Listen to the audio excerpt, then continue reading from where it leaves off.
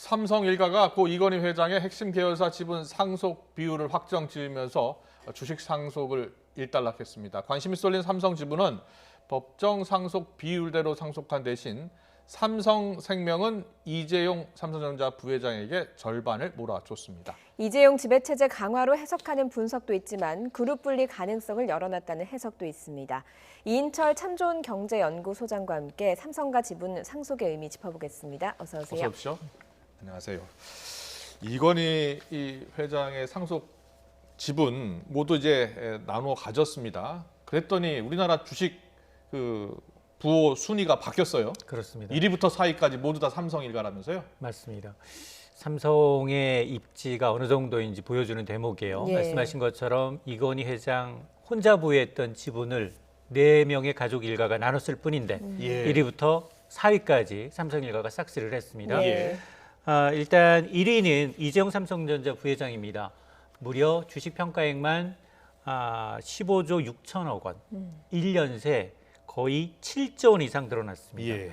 그리고 2위가 이건희 회장의 부인인 홍라희 여사가 11조 4천억 원으로 2위를 예. 그리고 이부진 호텔신라 사장과 이서연 삼성 복지재단 이사장이 각각 3, 4위였는데 5위는 이 김범수 카카오 이사회 이사장인데요. 주식 가치가 6조 7천억 원 상당입니다. 예. 예. 그리고 6위부터 10위까지는 전통적인 이제 이 그룹들 총수들이었는데요. 정몽구 현대차그룹 회장, 서경배 회장, 정의선 현대차그룹 회장, 최태원 회장, 그리고 10위에는 LG의 구강모 회장이 이름을 올렸습니다. 예. 예. 이재용 삼성전자 부회장에게 삼성생명의 지분을 좀 몰아줬거든요. 이게 왜 그런지 궁금하거든요. 그렇습니다.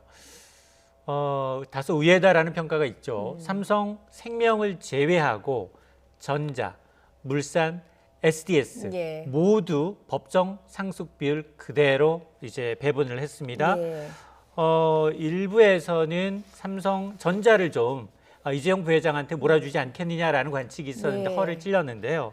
일단 삼성전자 지분 절반을 이재용 부회장한테 몰아줌으로 해서 사실상 삼성생명을 통해서 전자를 지배하면서 그룹의 경영권을 좀 장악했다, 공고했다라는 평가를 받고 있는데요.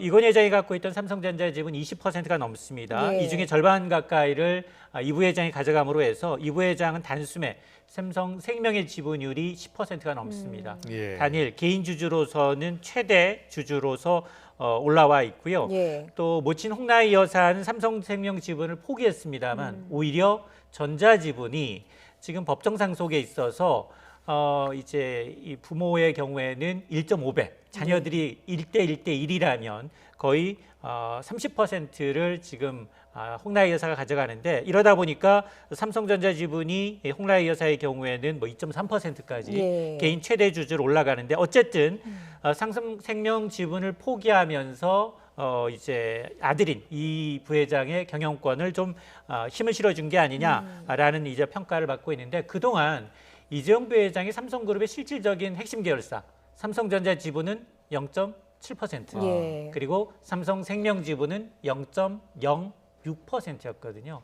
0.1%가 채 안 돼서 조금은 그룹 장악력이 좀 약하다라는 평가를 받아왔습니다. 예.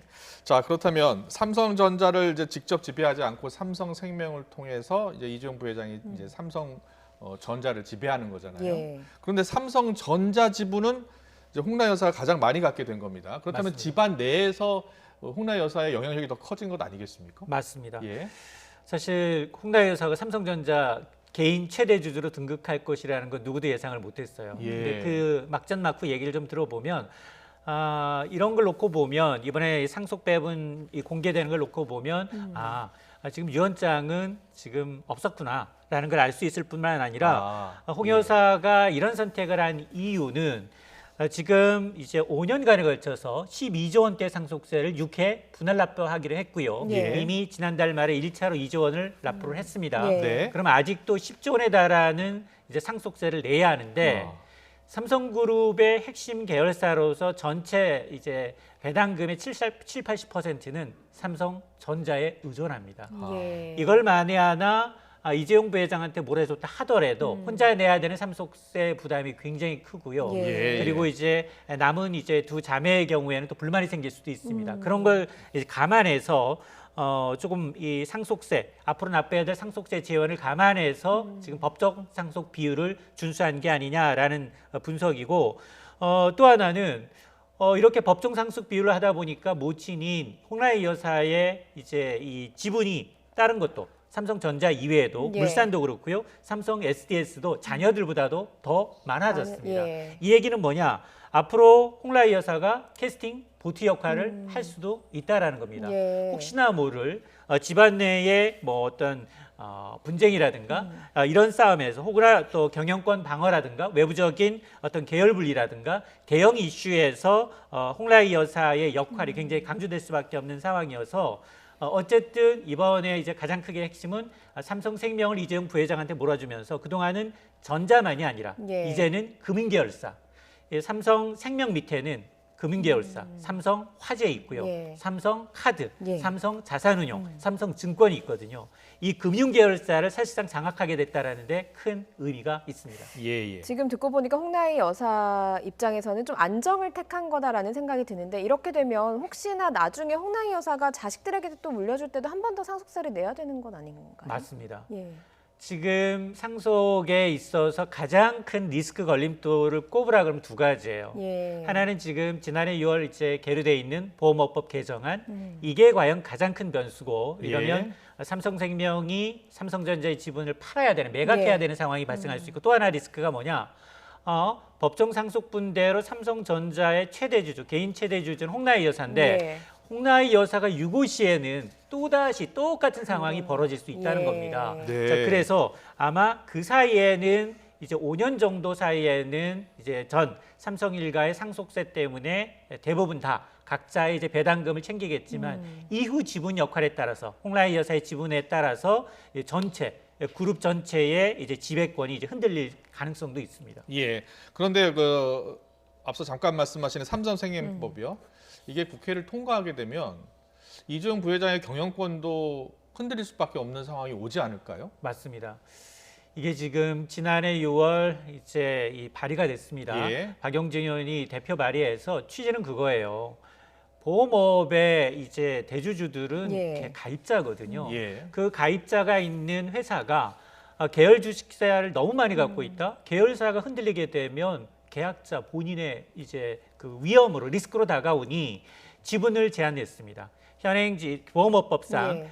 계열사 지분은 3%로 제한하되 그리고 또 하나 규정을 두고 있는데 개정되면 취득 원가가 아닌 시가. 예. 근데 삼성 계열사들이 굉장히 주가가 많이 올랐어요. 그러다 보니 삼성 이제 생명이 전자지분을 한 8% 정도 갖고 있는데 취득 원가는 5,400억 원 남짓입니다. 예. 그러나 지금 현재 시가로는 41조가 넘습니다. 예. 41조 원이요. 예. 여기에서 3%를 제외하고 나머지 지분을 매각하게 되면 거의 30조 원이 넘는 이걸 이제 블럭딜을 해야 되는 거예요. 네. 네네. 근데 문제는 뭐냐?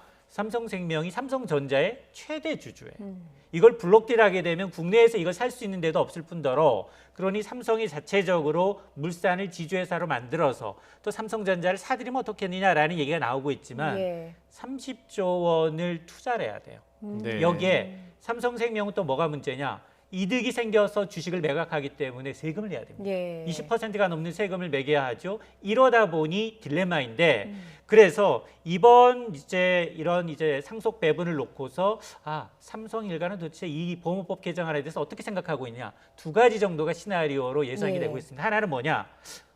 보험법 개정안 처리될까? 처리되지 않을 수도 있을 것 같다. 예, 뭐 예. 이런 판단을 하지 않았겠느냐. 예. 그리고 처리가 된다 하더라도 유예 기간을 한 7년 정도로 두고 있어요. 예. 시간이 좀 있으니까. 또 하나는 그런 보험업법 개정안까지 미리 감안해서 좀 대비책을 세워놓고 있는 게 아니냐라는 예. 분석도 나오고 있습니다. 예. 알겠습니다. 그 법안이 통과가 될지 여부가 일단 먼저 중요하겠네요. 예. 예. 또 일각에서는 이제 삼성과도 결국에는 다른 대기업들, 뭐 LG나 이런 그 CJ 이런 계열사를 따라서 뭐 따로 계열사를 분리하는 것 아니냐 이런 이제 추측도 나오고 있거든요. 맞습니다. 네.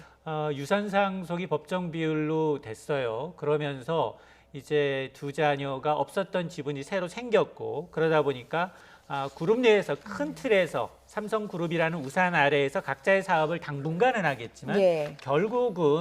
결국은 이제 앞서 말씀드렸던 것처럼 홍나희 여사가 유고지 삼성전자 지분을 또 상속하게 되고 예. 이렇게 되면 결국은 계열 분리 수순을 밟는 게 아니냐라는 겁니다. 근데 우리가 선대였던 이병철 회장이 삼성그룹을 쪼갤 때 당시를 보게 되면 당시에 신세계, 한솔제지, CJ제일제당 대부분 장녀 이명희 회장이라든가 손주라든가 나눠줬단 말이에요. 예. 계열 분리한 경험이 있습니다. 그리고 이건희 회장 살아생전에도 사실은 대부분은 그룹은 어느 정도 이제 분리가 돼 있는 상황이에요. 예. 사실상 이제 계열 분리만 선언을 안 한 상황인데 이부진 사장의 경우 호텔 신라를 비롯해서 면세점 운영을 잘 하고 있고요. 네. 그리고 이서연 이제 이사장의 경우에는 제일모직에 어떤 이제 이 모직 사업을 하고 있습니다. 의류 사업을 했지만 잘 안 돼서 네. 지금은 모친이었던 이제 재단 상황을 봐주고 있는데 결국에 나중에 가서는 이런 식으로 전자와 이제 금융은 이재용 부회장 쪽으로 좀 예. 몰아주고 아. 그리고 호텔과 면세점은 이부진 사장 쪽으로 예. 그리고 나머지 재단과 이제 제일모직 쪽은 이서연 이사장 쪽으로 몰아주지 않겠느냐라는 관측은 나오고 있습니다. 알겠습니다. 네, 알겠습니다. 네, 지금까지 이인철 참 좋은 경제연구소장과 함께 얘기 나눠봤습니다. 오늘 말씀 잘 들었습니다. 고맙습니다.